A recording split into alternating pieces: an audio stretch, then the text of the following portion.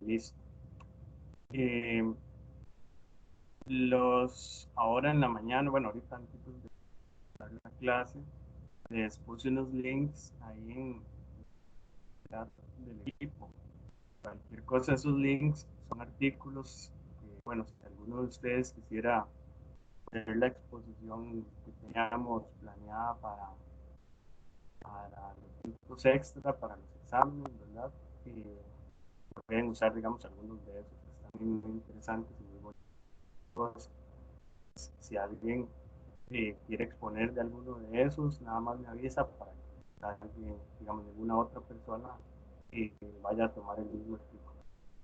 Bueno, ahorita tenemos 33 personas conectadas y vamos a iniciar la clase para no pasarnos mucho. Estar en clase después, me imagino. Entonces les voy a compartir la pantalla.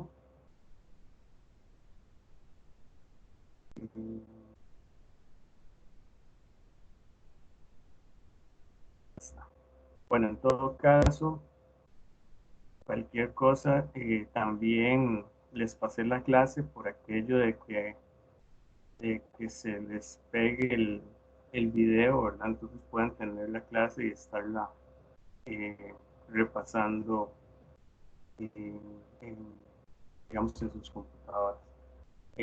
Bueno, si alguien tiene algún problema en algún momento, pueden escribir al chat, igual al de WhatsApp o al del equipo, o vemos o reiniciamos la clase o lo sea. Si tienen alguna pregunta, de igual forma también podemos verla en cualquier momento. Recuerden que esta clase como ya la vimos, entonces básicamente pues un repaso, ¿verdad?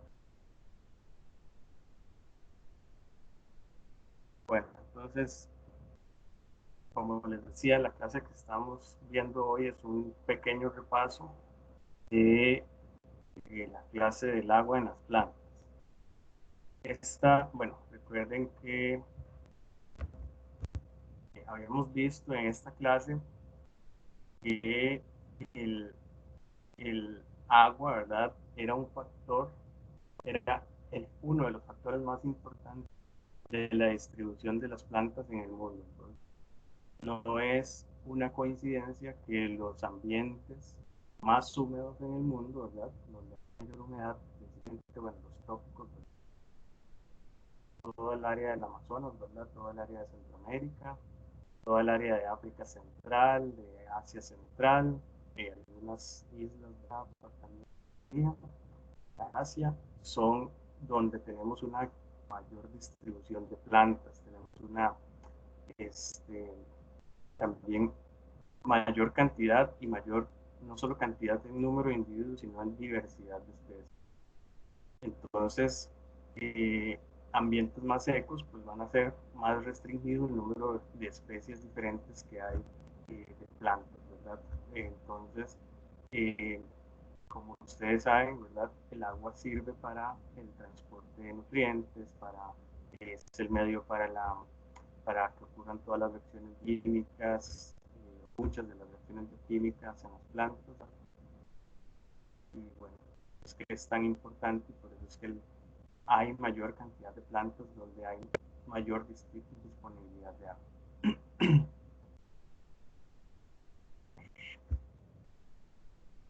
Este concepto también lo habíamos visto, ¿verdad?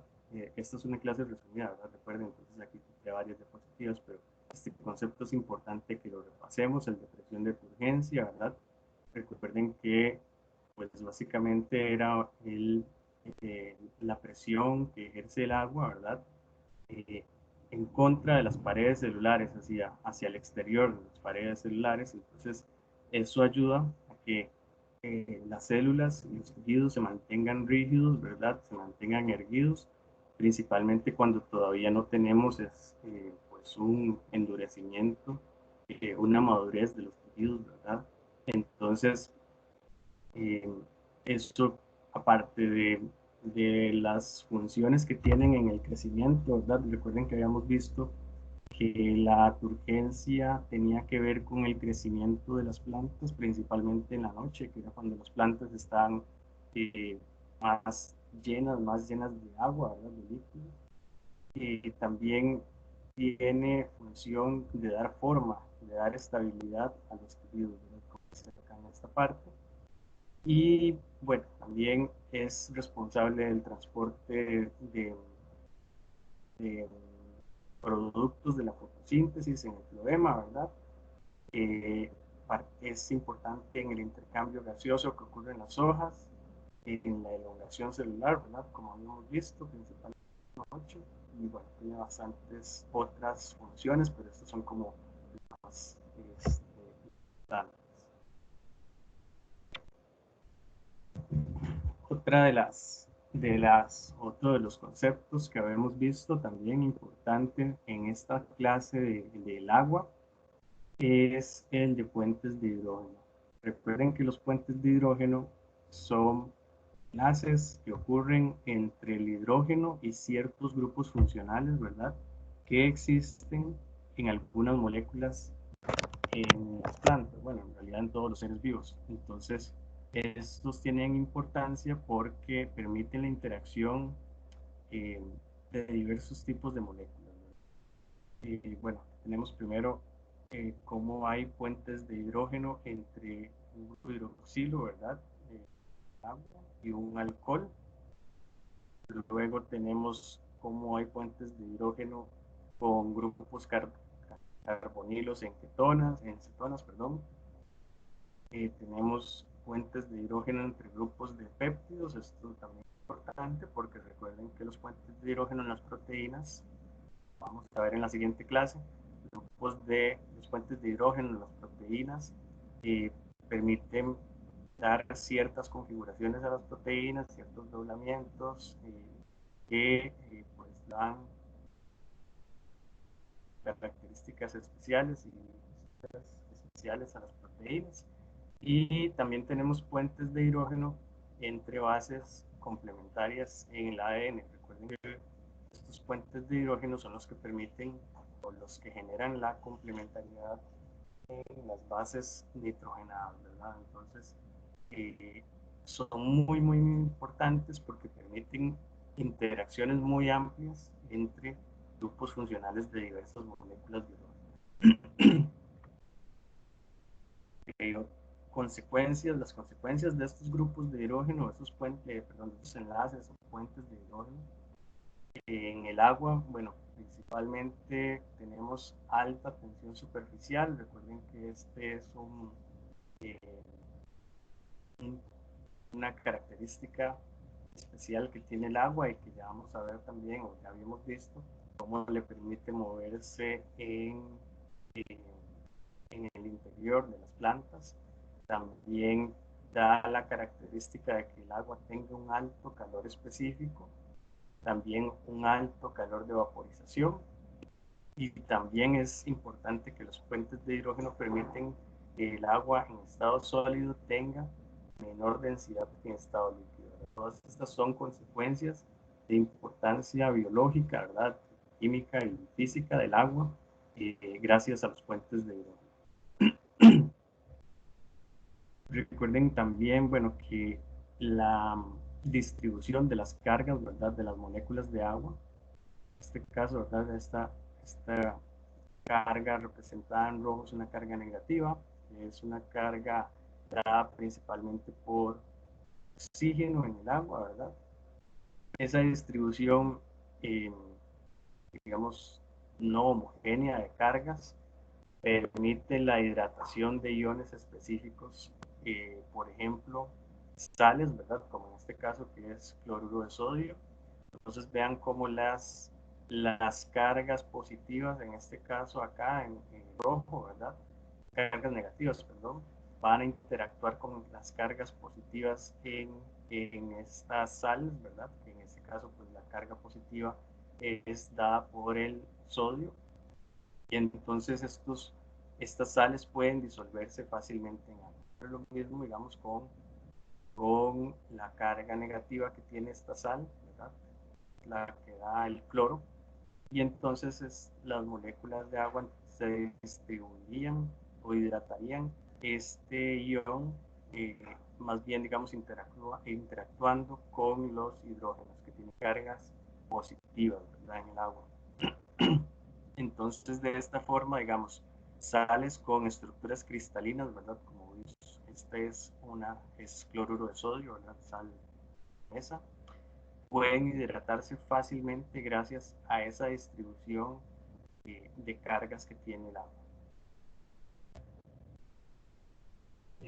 Habíamos visto también en la lección que el agua tiene eh, diferentes propiedades y fuerzas, principalmente la de cohesión. Recuerden que la fuerza de cohesión es la unión de moléculas de la misma sustancia, entonces como se representó acá, ¿verdad? En este dibujito, la cohesión es básicamente la fuerza de unión entre dos moléculas de agua en este caso. Y esta característica, ¿verdad? eh, Uno la observa, digamos, o la evidencia de esa característica es que las gotas de agua tienen forma esférica, ¿verdad? Gracias a las fuerzas de cohesión, las gotas de agua tienen forma esférica. Luego tenemos la fuerza de adhesión, que es básicamente la unión de moléculas de diferentes sustancias, ¿verdad?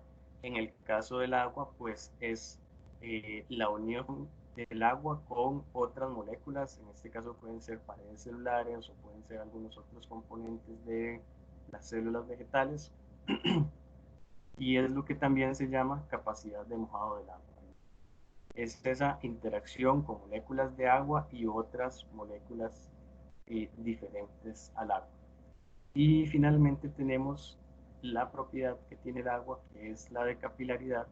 Recuerden que la capilaridad es el movimiento del agua a lo largo del tubo capilar, ¿verdad? Y permite el movimiento ascendente, ¿verdad? Ascendente del agua por tubos de, de diámetro pequeño, ¿verdad?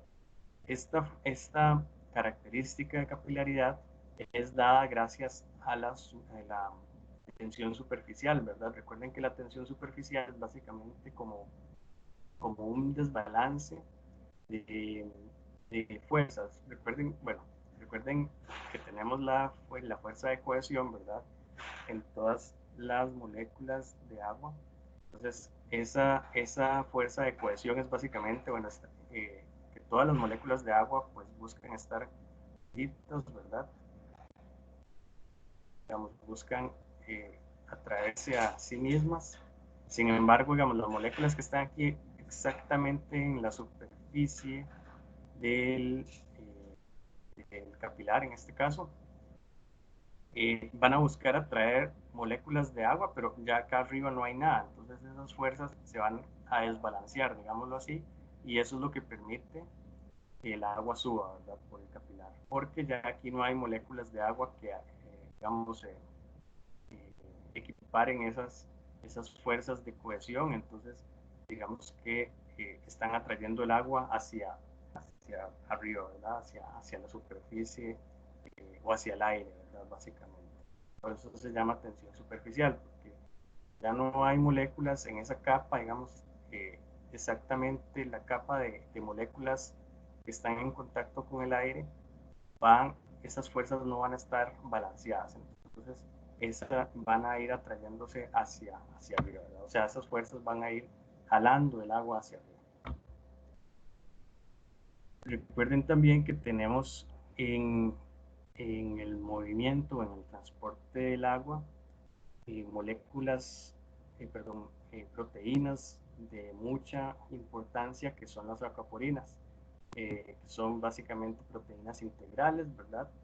Y que forman canales selectivos a través de la membrana. Estas aquaporinas son específicas para el transporte del agua.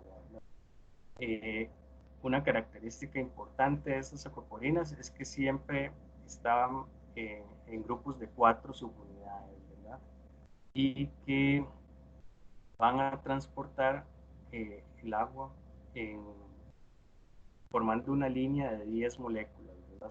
Son características muy específicas de este tipo de moléculas, ¿verdad? De este tipo de canales por los cuales el agua pasa. Y recuerden, bueno, como se ve en este gráfico, permite un transporte mucho más masivo de moléculas de agua que si se diera, digamos, solamente por la pared, por las membranas, ¿verdad? Ya en la cantidad, digamos, representada acá de moléculas que es mucho menor por la membrana que cuando existen acuaporinas. Entonces el agua va a preferir, lógicamente, pues pasar por este tipo de canales. Y ya habíamos visto un gráfico, bueno, aquí no se los puse, pero de experimentos que se hacían en, en células animales, ¿verdad? Donde se transformaban estas células para la expresión de acuaporinas y cómo absorbían una mayor cantidad de agua en un tiempo menor. Luego también tenemos el movimiento del agua por difusión. Este movimiento, bueno, recuerden que va a estar eh, debido a un gradiente de concentración de sustancias, ¿verdad? Entonces, siempre que exista un gradiente de concentración de sustancias, ¿verdad? Y que exista eh, una membrana, como en este caso, vamos a tener difusión hasta que se equilibran, digamos, las concentraciones de las moléculas a ambos lados de la membrana. Entonces, eh, este movimiento, bueno, va a ser debido a la energía cinética de las moléculas. En este caso, recuerden que es la energía cinética de las moléculas de agua. Y va a ser un movimiento que es rápido, esto es muy importante, ¿verdad? En las plantas es un movimiento del agua rápido a corta distancia, pero es muy lento a larga distancia, ¿verdad? Entonces, es básicamente de célula a célula, ¿verdad? De células vecinas, de células que están juntitas. Es un movimiento que ocurre muy rápido, pero ya con células distantes, digamos, ya células, si ustedes se ponen a pensar en una célula de la raíz o una célula de la hoja, digamos que la célula de la hoja espere que el agua llegue por difusión, pues va a ser un movimiento muy lento. Pero entre células vecinas sí es un movimiento. También, eh, bueno, lo que les había dicho, ¿verdad? Cuando ya las sustancias tienen iguales concentraciones a ambos lados de la membrana, entonces ya no hay, ya para la difusión, ya no, ya cesa ese movimiento de difusión del agua. También teníamos este concepto de energía libre. Recuerden que esa energía libre era la energía que explicaba el movimiento del agua. Esa energía libre va a ser proporcional a la concentración. Entonces, mientras más moléculas de agua, en este caso hay, pues mayor energía libre vamos a tener y también va a ser proporcional a la temperatura. Entonces, mientras más altas son las temperaturas, pues también vamos a tener mayor energía libre, mayor capacidad de movimiento del agua. Entonces, el agua se va a mover siempre de una región, digamos, gracias a este concepto de energía libre, podemos saber que el agua siempre se va a mover de una región más concentrada de moléculas a una región menos concentrada de sus moléculas, ¿verdad? Entonces el movimiento del agua siempre va a ser de mayor energía libre a menor energía libre. Por eso es que nosotros podemos ver que el agua siempre se va a mover desde las raíces hasta las hojas. Recuerden que en la atmósfera es donde tenemos una menor concentración de moléculas de agua, entonces por eso es que eh, hay una menor energía libre, por eso es que se puede explicar ese movimiento del agua ascendente en las plantas. Y tenemos el concepto de flujo de masas también, ¿verdad? Que es muy importante y afecta muchísimo el movimiento del agua por las plantas. En este caso, bueno, este flujo de masas va a explicar principalmente el movimiento que se da en el xilema. Habíamos visto el concepto explicado por la ley de Poiseuille, que era básicamente que el agua, el flujo, perdón, iba a ser directamente proporcional al, bueno, al gradiente de presión hidráulica, pero una de las cosas más importantes era que el agua va a ser directamente proporcional a la al radio de los capilares. Entonces, mientras más amplios sean esos capilares, pues vamos a tener un flujo mayor. También va a ser proporcional al número de capilares, ¿verdad? Como se ve acá. Entonces, mientras más capilares y más anchos, vamos a tener un flujo mayor. También recuerden que el radio del capilar aumenta de forma directamente proporcional a la potencia a la cuadrada. Entonces, esto afecta aún más ese flujo que hay en el agua. Luego tenemos que es inversamente proporcional a la longitud de los capilares. O sea, mientras más largos son esos capilares, más bajo o más lento es ese flujo, ¿verdad? Entonces se ve por acá también en este gráfico, en este esquema, que tenemos que esta misma cantidad de capilares van a transportar la misma cantidad de flujo, y es básicamente lo que explica esta ley de Poiseuille, ¿verdad? Vean cómo si tenemos un solo capilar pero de un diámetro mayor, se va a transportar más o la misma cantidad de flujo que si tenemos este montón de capilares, que son 16 capilares, pero de un radio menor, ¿verdad? O si tenemos este montón más de capilares, pero de un radio menor cada uno. Entonces, eh, este esquema, digamos, ilustra cómo afecta el radio de los capilares el flujo, ¿verdad? Como lo vimos. Luego tenemos el concepto de ósmosis. El concepto de ósmosis es básicamente un tipo de difusión, ¿verdad? Como lo dice acá, es la difusión a través de una membrana de permeabilidad eh, de permeabilidad diferencial o semipermeable, ¿verdad?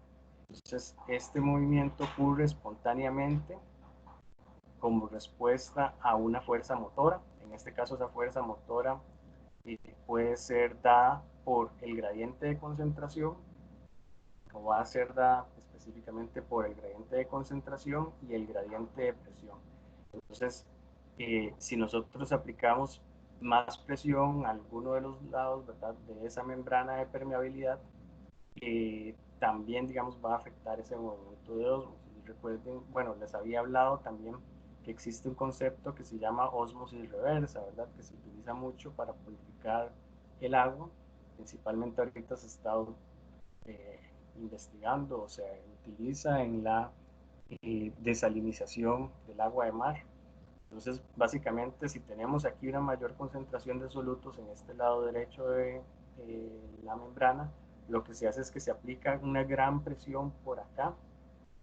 Entonces, el agua va a fluir a través de esa membrana, pero en contra del gradiente de concentraciones, ¿verdad? Entonces, va a fluir de donde hay menos moléculas de agua a donde hay más moléculas de agua. Pero es porque se aplica una gran cantidad de presión, ¿verdad? Una presión que incluso, o que debería vencer la fuerza del gradiente de concentración de los solutos. Entonces, este es un concepto que se ha usado para la purificación de agua, ¿verdad? De hecho, bueno, en el CIP teníamos un equipo de ósmosis reversa para la purificación del agua, pues el agua queda mucho más pura, digamos, que si se hace destilada. Entonces, esos equipos se utilizan para bastantes propósitos, ¿verdad? Entonces, recuerden que el movimiento por ósmosis va a depender de dos factores, del gradiente de concentración de los solutos y de la presión que apliquemos, ¿verdad? Si la presión es igual a ambos lados, pues básicamente va a depender únicamente de la concentración, ¿verdad? Habíamos visto el potencial hídrico, ¿verdad? Hemos hablado bastante que es el potencial hídrico, básicamente va a ser la energía libre, ¿verdad?, de las moléculas de agua, y esa energía libre va a representar una capacidad que tienen estas moléculas para realizar un trabajo, ¿verdad? Igual que cualquier concepto de potencial o de energía, ¿verdad?, de trabajo, perdón. Entonces el agua, gracias a este concepto, ¿verdad? O explicado por este concepto de potencial hídrico, va a moverse de regiones con potencial hídrico altos a regiones con potenciales hídricos bajos, ¿verdad? Entonces, también ese potencial hídrico va a depender de la altura, de la presión y de la concentración de solutos. Ahorita vamos a ver eh, los eh, los componentes que tiene el potencial hídrico en las plantas. Entonces recuerden que ese concepto de potencial hídrico es el que explica el movimiento ascendente del agua desde las raíces, ¿verdad?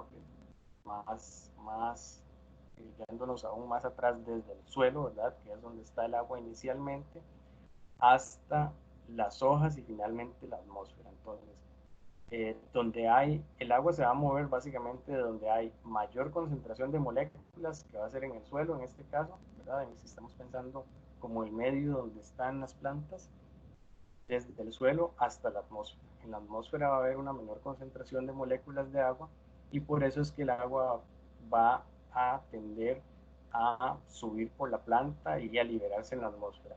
Esto es básicamente, les había dicho que es un concepto de termodinámica, ¿verdad? Que es la ley de la entropía, ¿verdad? Lo que va a tender es a balancearse la concentración de moléculas de agua. Entonces, bueno, en las células vegetales o en las células en general, ¿verdad? Dependiendo del movimiento o de los medios en los cuales se encuentren esas células, podemos tener diferentes estados de turgencia de las células. Recuerden que si tenemos las células en un medio hipotónico, ¿verdad?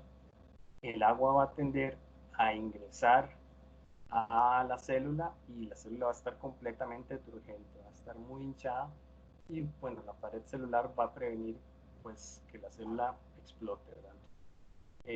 Esta es una de las importancias mayores de la pared celular, ¿verdad?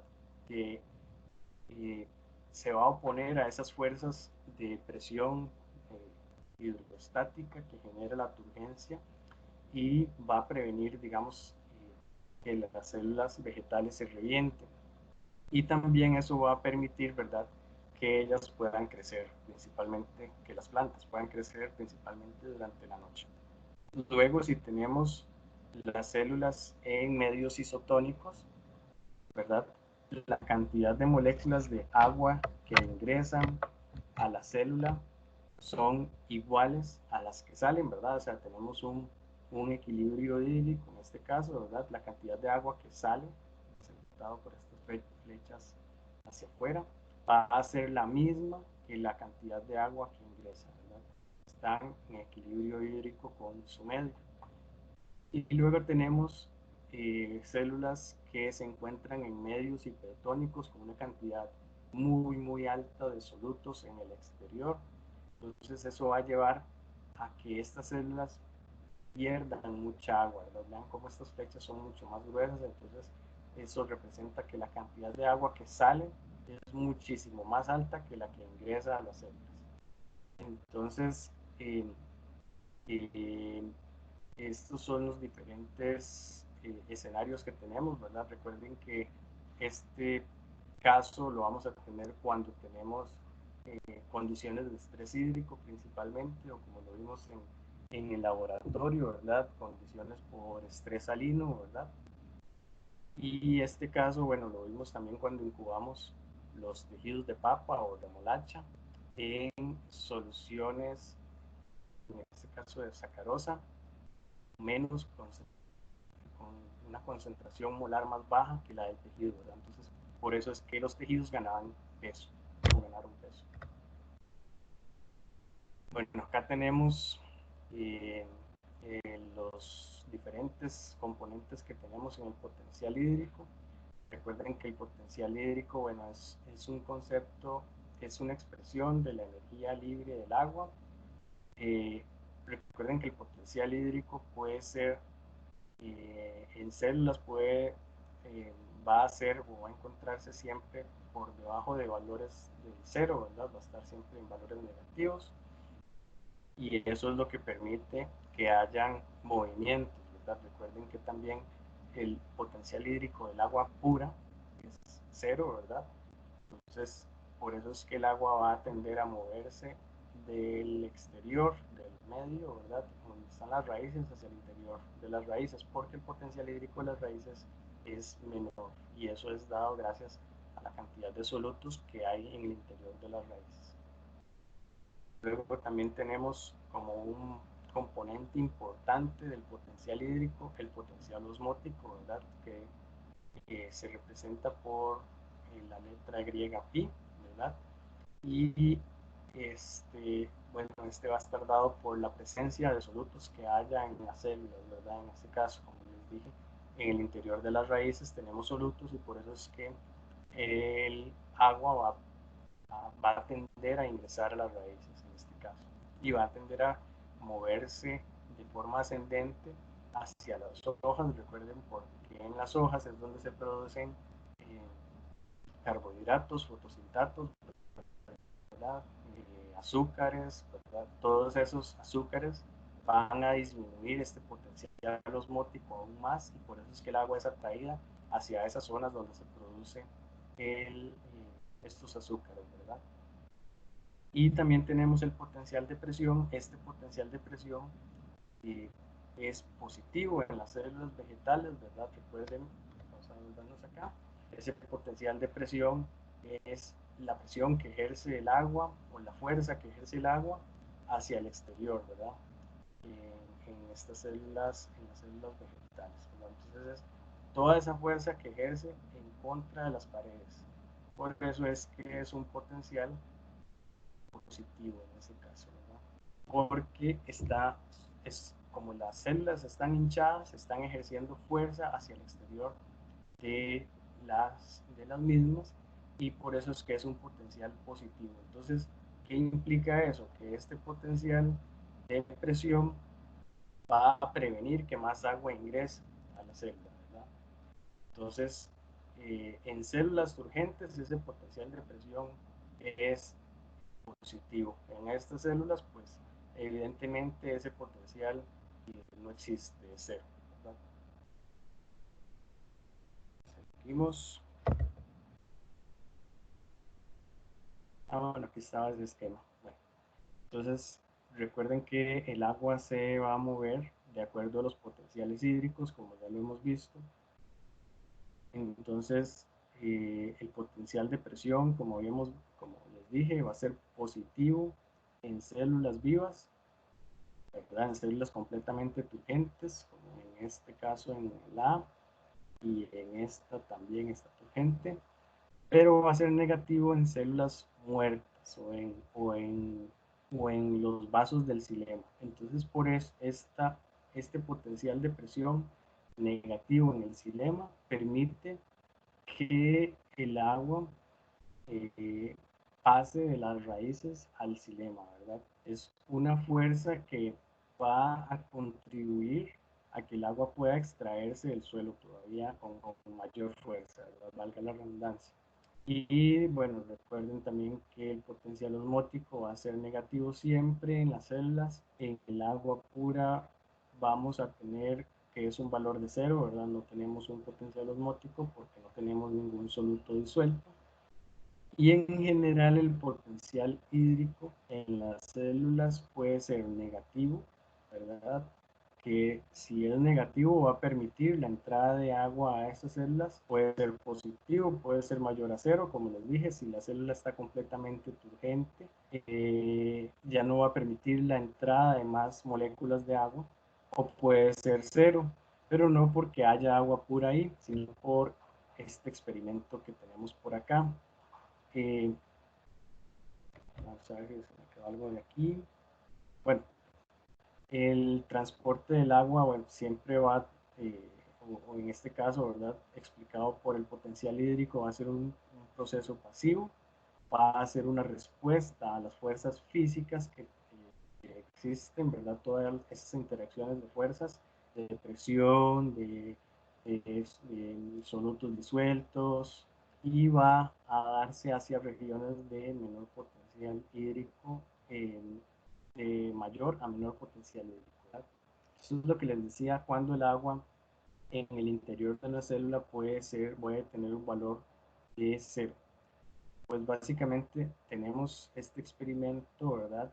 Eh, eh, Incubamos una bolsita, ¿verdad? Que es básicamente una representación de una célula con membrana semipermeable, ¿verdad? Esta bolsita permite el paso de moléculas de agua hacia el interior, ¿verdad? Entonces, tenemos esta bolsita con una cantidad de solutos, ¿verdad? Esta bolsita va a tener un potencial osmótico de -2 y un potencial de presión de 0, ¿verdad? Recuerden, como no está turgente, entonces no tenemos un potencial de presión, no tenemos una presión que sea ejercida por el agua hacia el exterior de la célula.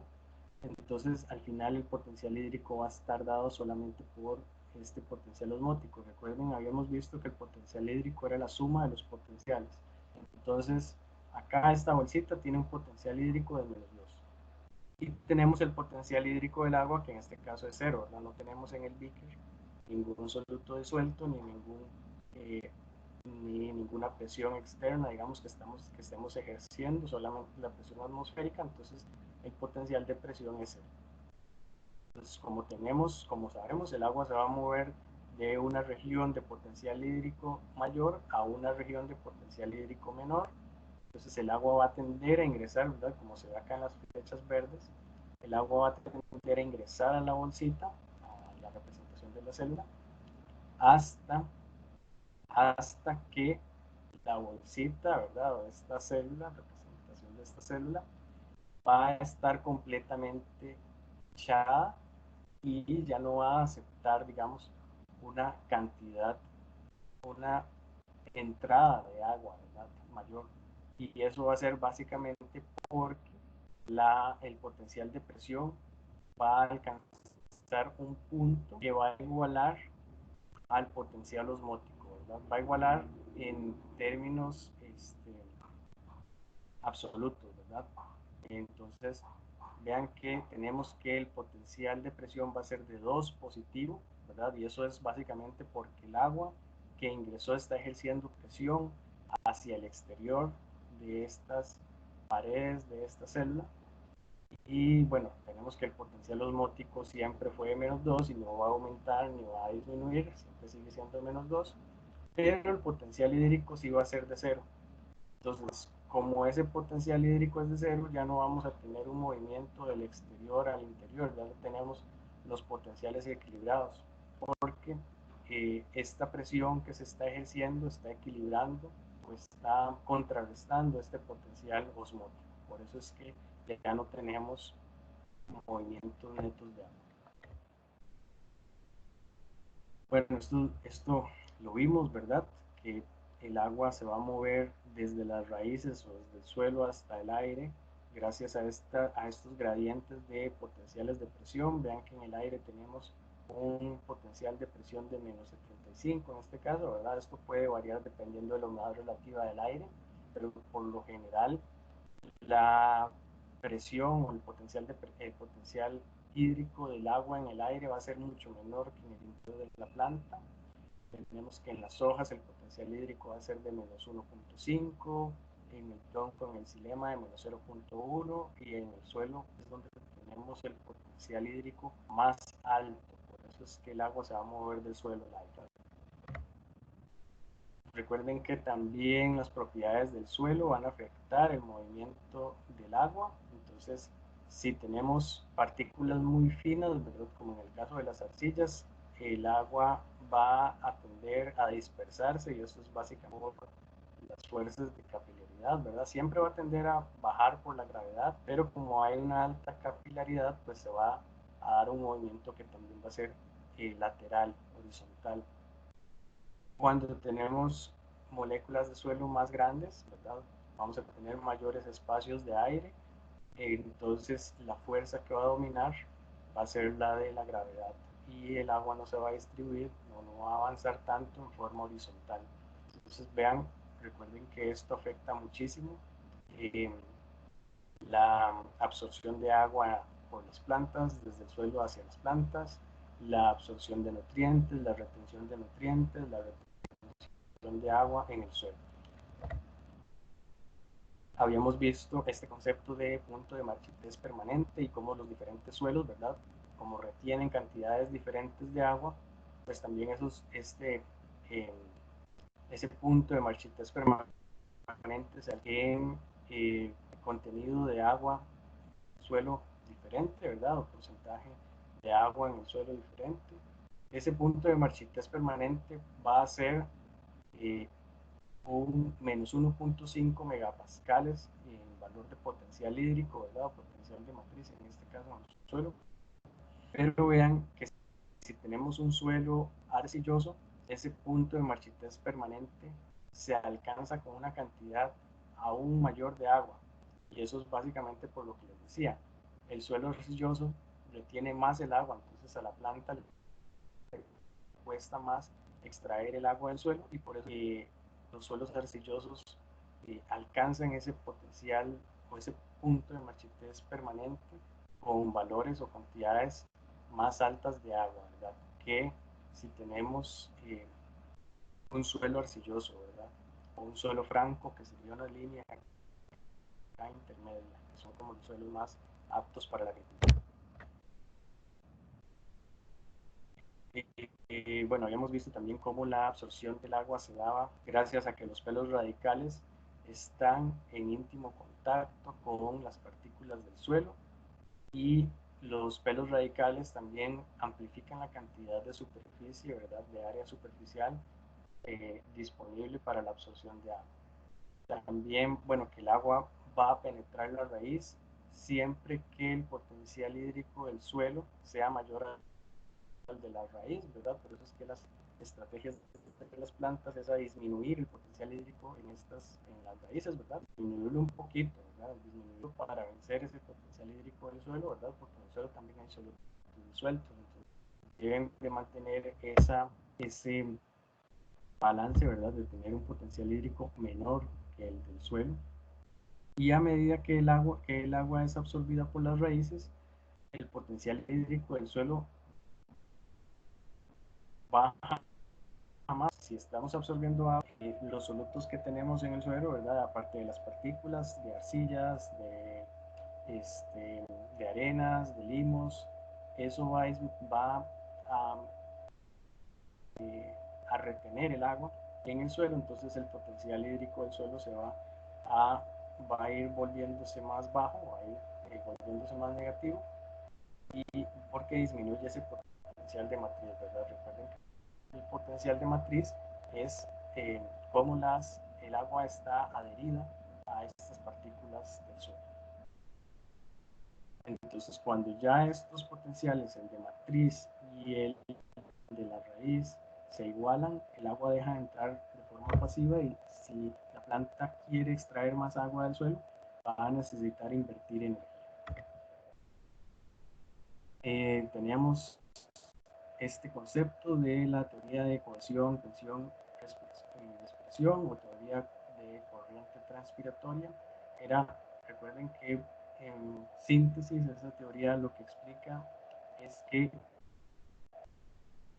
se va a transportar desde las raíces hacia las hojas gracias a fuerzas de cohesión, de unión de moléculas del agua, fuerzas de tensión. Estas fuerzas de tensión las tenemos en los vasos del xilema, y a la transpiración. Recuerden, bueno, había un debate de si la transpiración era una consecuencia de la fotosíntesis o si era otra respuesta fisiológica la que explicaba la transpiración, pero en realidad la transpiración es un fenómeno inevitable porque las plantas necesitan abrir los estomas para tomar CO2 del ambiente, ¿verdad?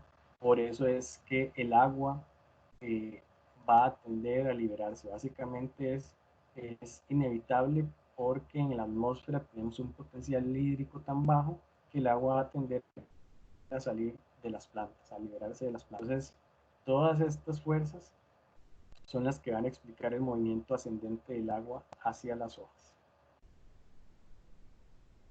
En el día vamos a tener una reducción del potencial de presión en las plantas, ¿verdad? Como las plantas van a estar activas, van a estar haciendo fotosíntesis, van a tener los estomas abiertos, entonces van a estar perdiendo constantemente agua en la atmósfera y por eso es que el potencial de presión, ¿verdad? No es que van a estar un poquito menos potentes que en la noche. Entonces, en el día vamos a tener afectados procesos de elongación, vamos a reducir la síntesis de proteínas y síntesis de pared celular. Pero en la noche, cuando los estomas están cerrados, cuando no hay fotosíntesis, pero el agua sigue siendo absorbida por las plantas, vamos a tener un mayor crecimiento, porque este potencial de presión o la turgencia de las células en las plantas va a permitir que todos esos procesos ocurran, la síntesis de proteínas, la síntesis de pared celular, eh, todo eso va a ocurrir en la noche, ¿verdad? O va a ocurrir en mayor medida en la noche. Bueno, esto es lo que ya les dije, ¿verdad? Que la transpiración va a ser la pérdida de agua en forma de vapor o en forma de partículas muy pequeñas por medio de los estomas, de la cutícula o de las lenticelas y va a ser una consecuencia de la fotosíntesis, ¿verdad? Recuerden que los estomas eran poros microscópicos, ¿verdad? Que hay en las plantas. Esos poros van a estar compuestos por células guardas u oclusivas y células accesorias o acompañantes y que en sí el huequito, ¿verdad? El poro es el que se llama estoma y que el aparato estomático va a ser todo el poro más las células guardas, ¿verdad? Entonces, bueno, tenemos esta ruta del agua en las plantas que eh, va a ser eh, ascendente, ¿verdad? Acá tenemos, eh, bueno, va a ser que tenemos agua, perdón, es de las hojas a la atmósfera. Tenemos el agua en las hojas. Esa agua, bueno, va a llegar a las hojas eh, por xilema, ¿verdad? Y va a llegar hasta el parénquima esponjoso y el parénquima de empalizada. Recuerden que este parénquima esponjoso y parénquima de empalizada tenemos espacios celulares muy grandes, muchos espacios con aire ahí. Entonces, por eso es que el agua va a difundirse de esas células hacia el aire exterior. Y eso es lo que permite, bueno, básicamente es el ingreso de CO2. No es que las plantas pierdan agua por gusto, sino porque necesitan la entrada de CO2, ¿verdad?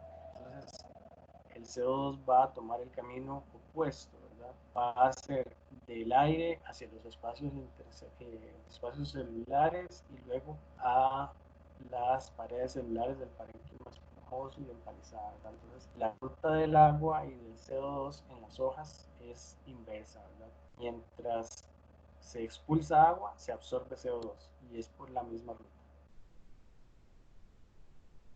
Y esto también, bueno, va a depender mucho de las especies, porque las especies tienen estomas en lugares diferentes, ¿verdad? Hay especies que tienen estomas en la cara superior de las hojas, otras que la tienen en la cara axial, otras que la tienen en ambos lados, va a depender de las células guardas y también va a depender de la cantidad de cloroplastos que tengamos ahí, ¿verdad? Si muchos cloroplastos, vamos a tener también más demanda de CO2. Bueno, también habíamos visto cómo, para resumirles esto, y lo que vimos en el experimento de transpiración a través de los grupos fue que afectó más el ciclo circadiano en la transpiración que los mismos factores que aplicamos, que los mismos factores ambientales que aplicamos. Que el grupo de la noche, en términos generales, tuvo una transpiración más baja que los de la tarde. Eso recuerden que es porque al ser las primeras horas de la mañana es cuando los estomas se empiezan a abrir, ¿verdad? Porque la luz, digamos, se empieza a activar la fotosíntesis. Como se activa la fotosíntesis por la luz, se reduce la concentración de CO2 en el interior de las células, ¿verdad? En ese caso, pues los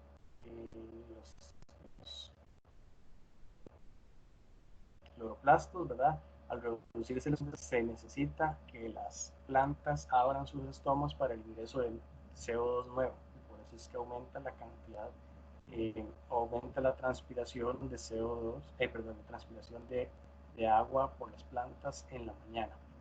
Ya conforme pasa el día, pues la tasa de fotosíntesis va disminuyendo y por ende también va a ir disminuyendo la demanda de CO2 y la tasa de transpiración. Recuerden que los estomas se abren gracias a que se disminuye el potencial hídrico de estas células, ¿verdad? De las células oclusivas, al ingresar iones, en este caso iones de potasio, ¿verdad? O también cuando cuando los granos de almidón son almacenados acá, producto de la fotosíntesis, empiezan a degradar por una demanda, digamos, en la respiración. Entonces, eso disminuye el potencial osmótico de estas células y esto permite la entrada de agua. Al entrar agua, estas células se hinchan y por ende la apertura del poro estomático. El proceso opuesto ocurre cuando se necesita cerrar el poro estomático, ¿verdad? Salen los solutos, entonces el potencial hídrico de estas células va a aumentar y al salir estos solutos, pues también va a salir el agua. Entonces, al estar estas células menos urgentes, se van a cerrar, ¿verdad? Se va a cerrar el poro estomático. Esta diapositiva ya la vimos y me la voy a saltar porque ya estamos cortos de tiempo. Recuerden que la savia el agua puede transportarse por dos rutas que habíamos visto, apoplasto, que va a ser por paredes celulares, por elementos del xilema, por partes muertas de las plantas en general, ¿verdad?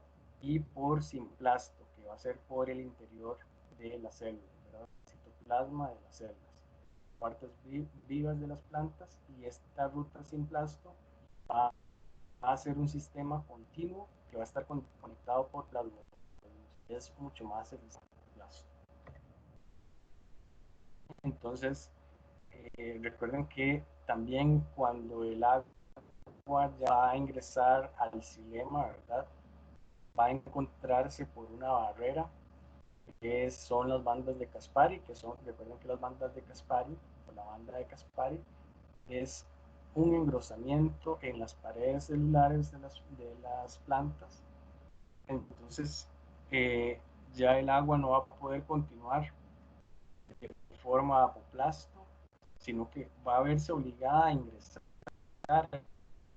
y en ese proceso va a evitarse la entrada de sustancias extrañas, ¿verdad? Sustancias indeseadas a las células, bueno, o que ingresen básicamente al xilema, ¿verdad? Que es donde ya se va a transportar de forma más eficiente. Entonces, esa banda de Caspari va a ser una barrera que va a evitar que eso ocurra. Y bueno, eso era lo que les quería contar de mi parte en el resumen. Pero bueno, si alguien tiene eh, algo que repasar, alguna duda, hacemos, tiene la libertad de abrir su micrófono y decirlo, o por el chat, o como se sientan más cómodos, y podemos repasar de nuevo, sean dudas de la clase o cualquier otra duda. Entonces, adelante.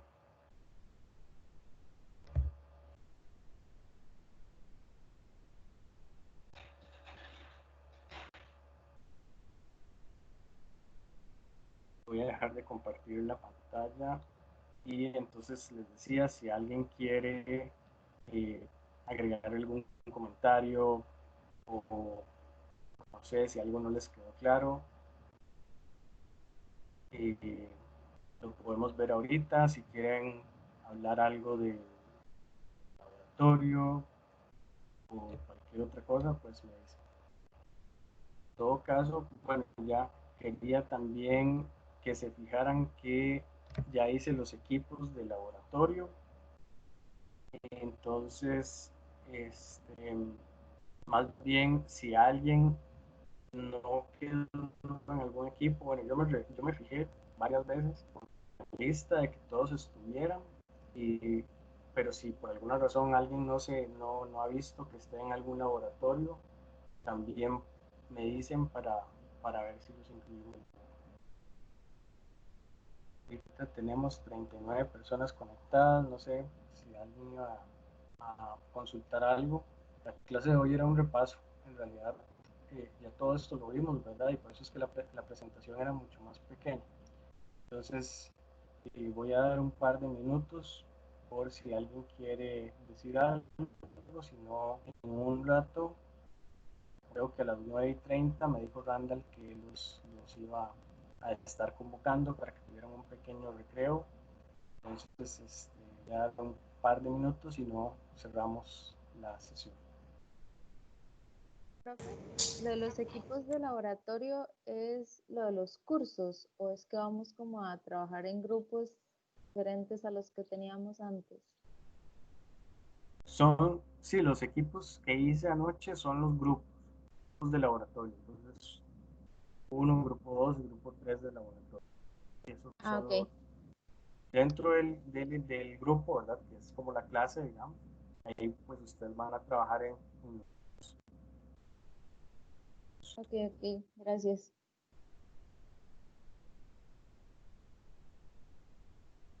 alguien las lecturas, ¿dónde las va a subir? Bueno, yo las lecturas les pasé el DOI. Con el DOI ustedes pueden, bueno, no pueden por medio de Saiho abrir el artículo y descargarlo, o no, yo creo que son libres. Entonces, descargar de una vez nada más en Google con ese número con el DOI, con el código que les puse en el chat.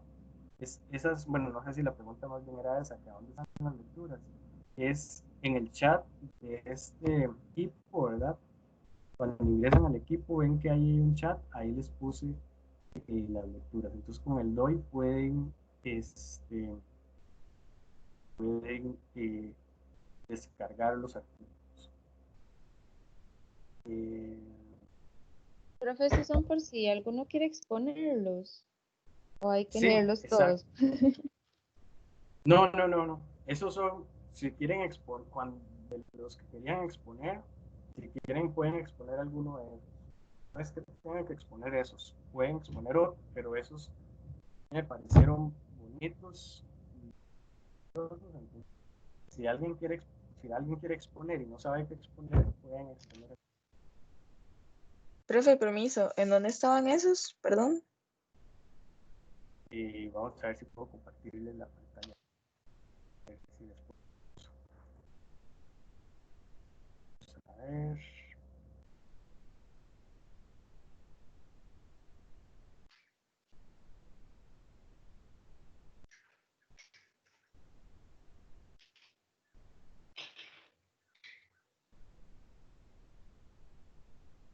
Bueno, es cuando uno está en el equipo, en el chat del equipo, o en publicaciones, hay una pestaña que dice publicaciones. Entonces, bueno, ahorita pueden ver em, la grabación de esta clase, pueden ver las preguntas que hizo Arlene, y más arriba pueden ver los artículos. Pero doy de los artículos que les sugiero, ¿verdad? No son obligatorios ni tienen que exponer esos, pero si quisieran, pueden usar esos. Ah, ok, ok. Gracias. Quería Profe, a mí compartirles. me gustaría exponer el de filogenómica. Ok, entonces, para que quede en el chat y para que nadie lo vaya a tomar, digamos, Entonces, escríbalo ahí en el chat, en el grupo, ¿verdad? En publicaciones. Y digamos como evidencia que usted va a exponer eso. Y no sé, me dice también la fecha, Ok. puede hacerlo en el chat también. Em, esos no van como con ningún tema. Lo ideal sería, pero de ahí a como estamos y todo, pues no, o sea, en realidad es una curiosidad, digamos, no es que queremos que expongan algo exactamente del tema que estemos viendo en esa clase, pero o sea, sería lo ideal, pero no es obligatorio ahorita, ¿verdad? Ok, ok.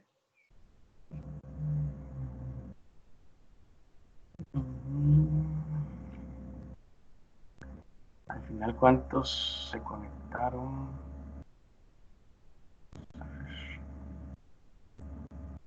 Al final, Profe, ahorita, 39. Sí, ¿y esto es en parejas? ¿O es en sus pareja, miembros? sí. Ok, Sí, gracias. bueno, es en parejas y en eh, 10 minutos máximo, ¿verdad? Porque la indicación es que nosotros demos clases de máximo 1 hora. Entonces, esa hora tiene que incluir esa presentación de ustedes. Entonces, ojalá que sean de 10 minutos máximo y que presenten entre los dos. Ahí, pues, básicamente sería que ustedes tengan lista la presentación y yo les cedo el control para que ustedes compartan la pantalla y nos exponen a todos los que estemos conectados en el momento, ¿verdad? Que ustedes escojan.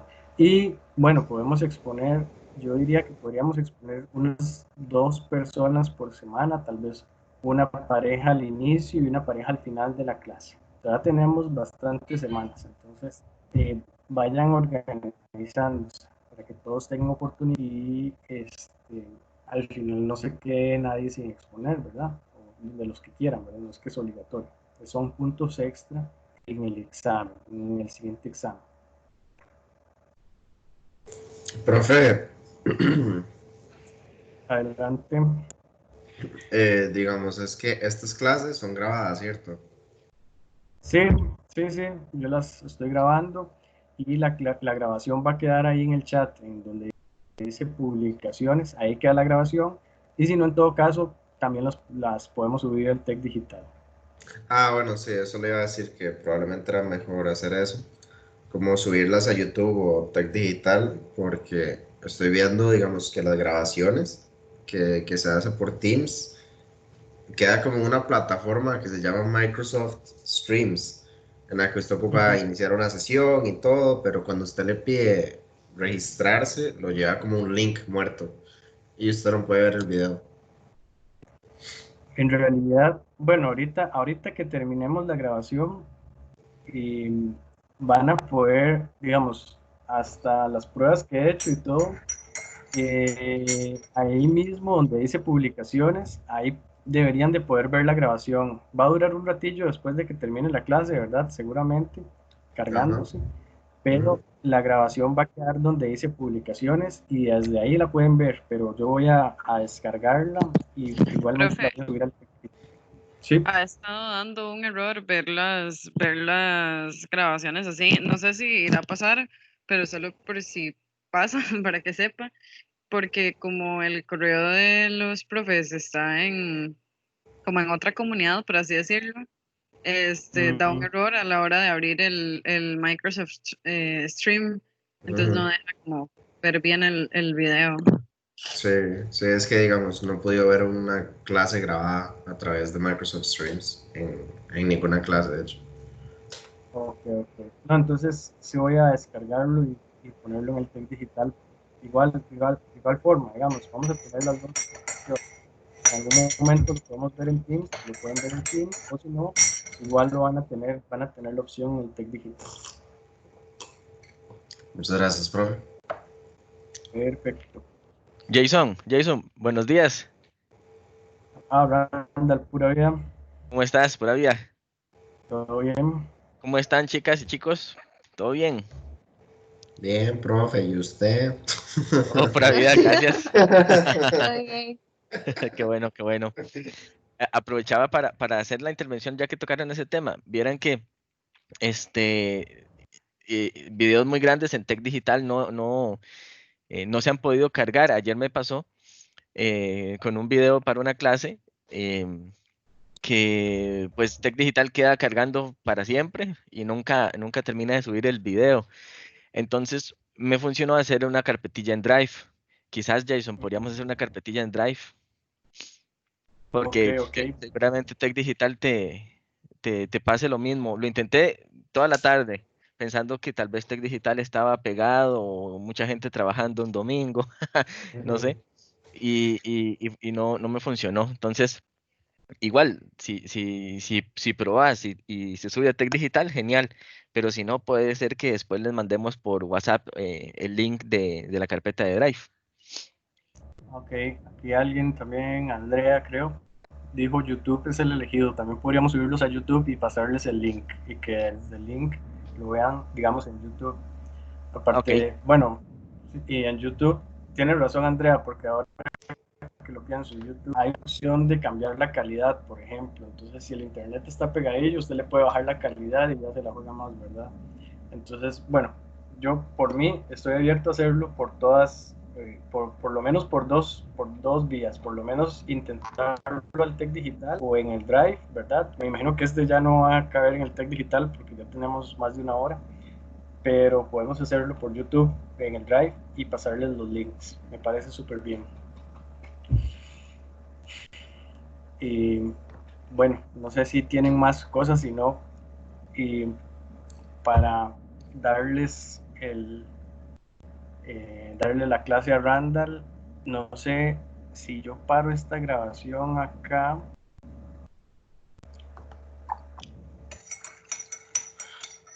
Okay, voy a parar la grabación porque ya la clase de repaso a nosotros terminó. Y entonces,